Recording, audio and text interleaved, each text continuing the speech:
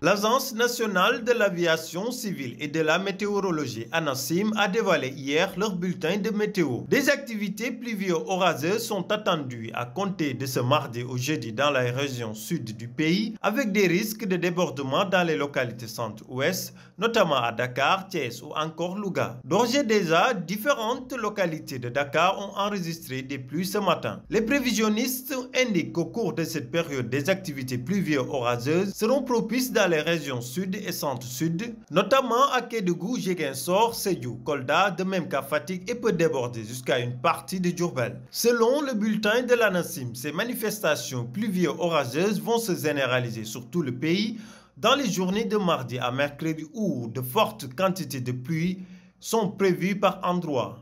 En ce qui concerne la sensation de chaleur, elle sera de moins en moins marquée eu égard de la forte couverture nuageuse et des pluies prévues. Note le document. Les visibilités seront généralement bonnes sur le pays et les vents seront d'intensité faible et modérée de secteur ouest à sud-ouest sur le territoire national.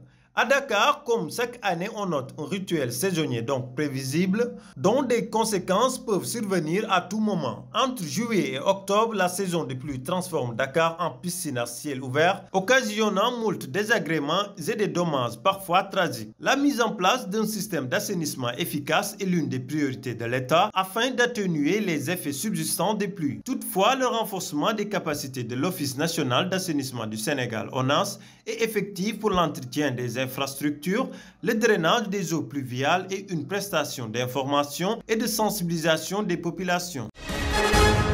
L'état de santé d'Ousmane Sonko devient de plus en plus préoccupant. En grève de faim depuis plus de 17 jours, Ousmane Sonko a été admis en urgence le 6 août à l'hôpital principal de Dakar. L'opposant refuse de s'alimenter depuis 30 juillet à suite de son arrestation. Il refuse également qu'on lui administre tous soins médicaux depuis plus de 4 jours, selon son avocat, Maître Ciré Clédor Ly. La robe noire précise que l'état de santé de son client se détériorise et demande sa libération. Une situation qui fait réagir le directeur de Africa Somdiant, Aliou Tine, alerte les autorités avant que l'irréparable se produise, car selon lui, si des décisions urgentes ne sont pas prises, cela peut mettre en danger la vie du leader de l'ex-Pastef. L'avocat franco-sénégalais avait révélé lors de son point de presse en France, après son expulsion du Sénégal, que son client Ousmane Sonko souffrait d'une insuffisance rénale due à une glycémie causée par sa grève de faim. Pour rappel, Ousmane Sonko avait aussi ordonné à tous ceux qu'il qualifie de détenus politiques d'entamer une grève de faim, un mot d'ordre qui a été très suivi. En ce jour de 15 août est célébrée la fête de l'Assomption, appelée également Dormition.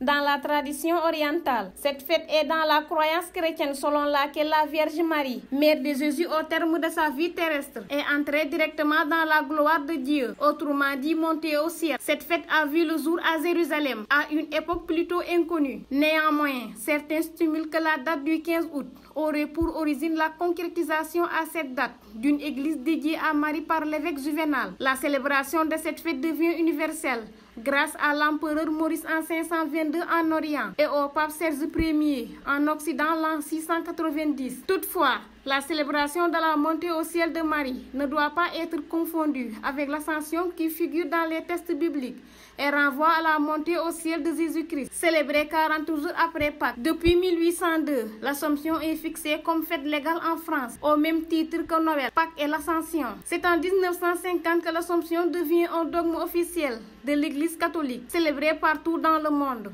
Le Sénégal n'est pas en reste. Ici, cette fête est attendue avec impatience et crée beaucoup d'engouement, surtout à Joal. Elle est une occasion aux fidèles chrétiens et aux catholiques d'avoir les yeux rivés sur la Vierge Marie, a déclaré le vicaire de la paroisse de Grand Dakar, Abbé Vivien Auguste Nadiak. Il est revenu sur la quintessence de la célébration de l'Assomption, invitant les fidèles catholiques à respecter les préceptes de cette journée, essentielle dans la foi chrétienne.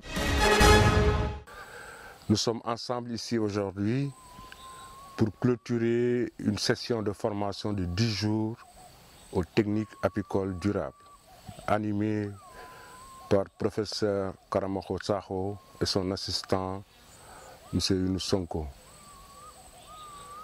10 jours pendant lesquels, personnellement, j'ai appris peut-être les bénéficiaires beaucoup plus que moi, dans le cadre de cette formation, qui est une des activités d'un programme de 3 ans, 2023-2025, concernant la promotion de l'apiculture durable dans 3 communes du département de Sédhiou, à savoir Bambali, Djiridji, Sans. Cette clôture de cette formation de 10 jours a coïncidé avec la remise des clés de l'unité de traitement conditionnement de miel pour Sorens et de l'atelier de fabrication de ruches pour Sorens.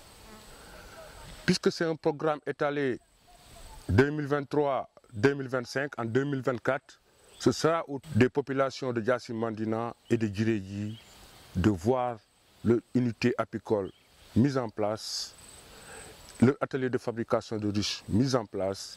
Et ce programme, puisqu'il est de 3 ans, cette formation est une des activités qu'on a pu dérouler ici à Sorens. Ce programme, il continue dans sa phase environnementale parce qu'il y a 3 aspects dans ce programme. Il y a la production, traitement, conditionnement de miel de qualité. Ça, c'est le premier aspect. Mais le deuxième aspect, c'est la protection de l'environnement. Nous sommes en discussion avec le service des eaux et forêts. Pour le moment, concernant Sorens, ils nous ont promis 200 plants. Nous avons, le projet va ajouter d'autres plantes. Et avant la fin de ce mois d'août 2023, nous ferons le reboisement après avoir clôturé le site. Parce que ce volet environnemental, c'est le deuxième pilier de ce programme, il est important.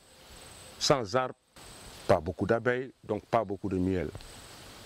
Et c'est pourquoi, dans le cadre de ce programme, nous avons pensé à sensibiliser les populations à ne pas couper des arbres, mais plutôt à reboiser massivement, aussi bien dans les périmètres sécurisés que dans la forêt.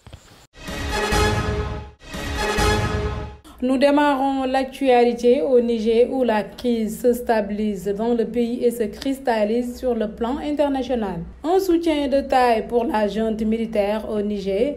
Le président russe Vladimir Poutine et le président malien Assimi Goïta ont entretenu une réunion ce mardi sur la situation politique au Niger à travers une discussion téléphonique. Le but de cette rencontre est de prôner une option pacifique dans ce pays. Ils ont souligné l'importance de régler la situation autour de la République du Niger. Vladimir Poutine a aussi rassuré que le ministère de la Défense russe allait continuer à renforcer sa coopération dans le domaine militaire avec les pays africains pour lutter contre le néocolonialisme et la menace terroriste. Au Mali, le musicien Salif Keita, nommé conseiller spécial du chef de la junte, la star de la musique malienne, fait partie d'une liste de 5 personnes nommés conseillers spéciaux du chef de l'État malien, grand nom de l'afropop et des musiques du monde. Salif Keita, 73 ans, est nommé une semaine après l'annonce de sa démission d'une assemblée mise en place par des militaires tenant lieu d'organes législatifs. Je resterai toujours l'ami incontesté des militaires de mon pays, disant-il dans sa lettre de démission lue à la tribune.